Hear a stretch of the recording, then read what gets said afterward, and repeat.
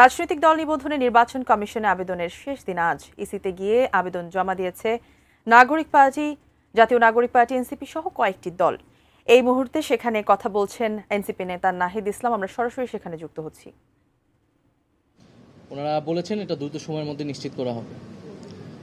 যদি আপনাদের প্রশ্ন থাকে, প্রশ্নটা হচ্ছে যে আপনারা দলীয় প্রতীক হিসেবে শাপলাকে চেয়েছেন। ইতিমধ্যে এখানে প্রশ্ন হচ্ছে যে শাপলা বাংলাদেশের জাতীয় একটা প্রতীককে আপনারা আপনাদের মার্কা হিসেবে চাইলেন, এটা কেন? বাংলাদেশের নির্বাচন কমিশনের যে আইন, আমরা সেই আইনগুলো পর্যালোচনা করেছি। আমরা দেখেছি সেই আইনগুলোতে এই ধরনের কোনো বাধা নিষেধ নাই।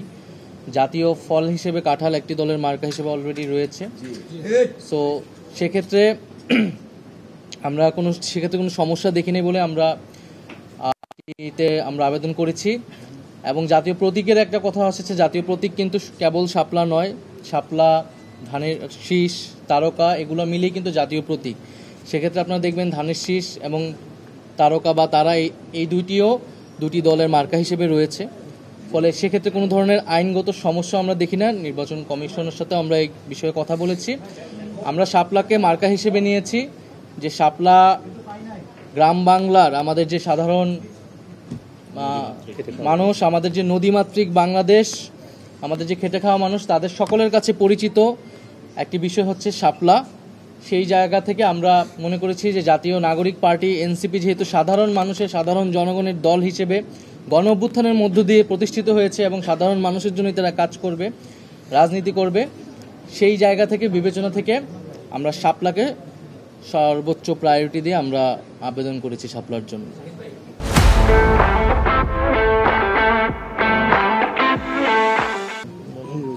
এখানে এটা যেটা বলেছিলেন, একটি দলের কথা বলেছিলেন, ওনারা অলরেডি একটা প্রতীক পেয়েছে এবং এক্সিস্টিং যে প্রতীকগুলো আছে সেগুলা থেকে ওনারা আবার নিষ্পত্তি যদি হয়ে যায়, বর্তমানে ওনারা যে প্রতীকটা চেয়েছে এটা নাই। ফলত এটা দ্রুত নিষ্পত্তি হওয়া উচিত। ভবিষ্যতের যে প্রতীকগুলো আমরা চেয়েছি নির্বাচন কমিশন অন্তর্ভুক্ত করুক, কারণ বাংলাদেশের যে প্রতীকগুলো বর্তমানে রয়েছে এখানে আমরা ভালো কোনো প্রতীক দেখতে পাই না। ফলত সেখান থেকে আসার পরে তখন ইলেকশন কমিশন সিদ্ধান্ত নেবে। তবে ওনার যে পদ্ধতিগত একটা ভুল ছিল সেটা সবাই এখন লেখালেখি করতেছে, কথা বলতেছে, সেইটা নিয়ে আমরা কোনো সমস্যা হবে বলে মনে করি না। আজকে আপনারা নিবন্ধনের জন্য আবেদন করলেন, তার মানে আপনাদের নির্বাচনের প্রস্তুতি এক কথা শুরু হলো। আগামী জাতীয় নির্বাচন আপনারা কি কারোর সাথে জোটবদ্ধভাবে নির্বাচনে যাবেন, নাকি একাই আপনাদের যে প্রতীক প্রত্যাশিত সেই প্রতীক নিয়ে একাই নির্বাচন?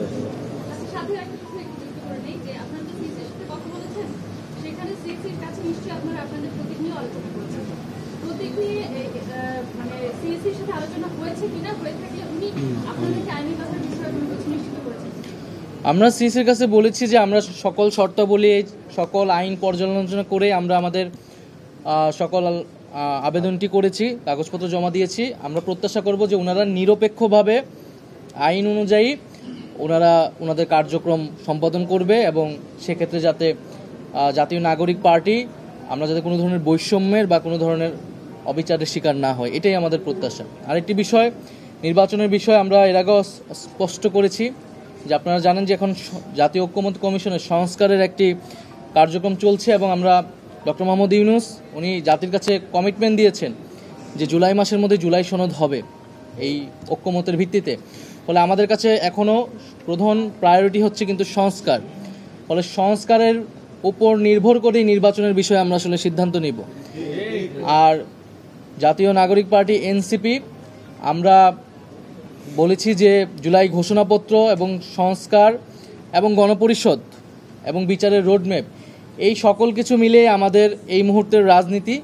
তো সেক্ষেত্রে একটা নিয়মতান্ত্রিক প্রক্রিয়া হিসেবে একটা রাজনৈতিক দলকে আসলে নিবন্ধন নিতে হয়, শর্তাবলী পূরণ করতে হয়, আবেদন করতে, আমরা সেই নিয়মতান্ত্রিক কাজটাই করছি। কিন্তু আমাদের এখনও প্রধান প্রায়োরিটি, প্রধান কাজের জায়গাটা হচ্ছে সংস্কার এবং যে বিচার, সেই বিচারগুলো নিশ্চিত করা এবং গণঅভ্যুত্থানের যে আকাঙ্ক্ষা ছিল, এবং আমরা জানি যে আপনারা জানেন যে জুলাই আসতেছে সামনে, এবং সেই জুলাই মাসে যাতে আমরা আমাদের সে গণঅভ্যুত্থানের আকাঙ্ক্ষাগুলোর যে বাস্তবায়ন, এবং গত এক বছরের মধ্যে আমরা আসলে কেন পারলাম না, আমাদের সীমাবদ্ধতাগুলো কি, এবং এই সরকার থাকা অবস্থায় সামনের সময়গুলো আমরা কিভাবে কাজে লাগিয়ে সেই দাবিগুলো পূরণ করব, সে বিষয়ে আমরা কাজ করব।